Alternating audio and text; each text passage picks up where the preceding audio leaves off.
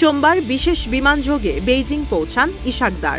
ভারতের সঙ্গে সাম্প্রতিক যুদ্ধের পর প্রথমবারের মতো উচ্চ পর্যায়ের বৈঠকে অংশ নিচ্ছে চীন ও পাকিস্তান, যেখানে বেইজিংয়ের পক্ষ থেকে প্রতিনিধিত্ব করবেন দেশটির পররাষ্ট্রমন্ত্রী ওয়াং ই।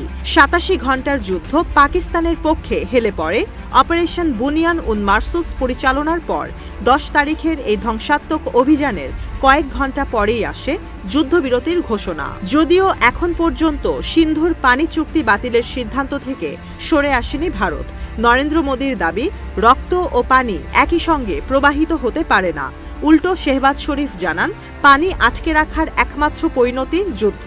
বিশ্লেষকদের ধারণা, ইশাকদারের এই সফরে কূটনীতির পাশাপাশি প্রাধান্য পাবে সমরনীতি, যেখানে ভারতের সম্ভাব্য আগ্রাসন নিয়ে হতে পারে উচ্চ পর্যায়ের আলোচনা। পাশাপাশি প্রস্তুত রাখা হতে পারে অপারেশন বুনিয়ান উন মারসুস 2.0।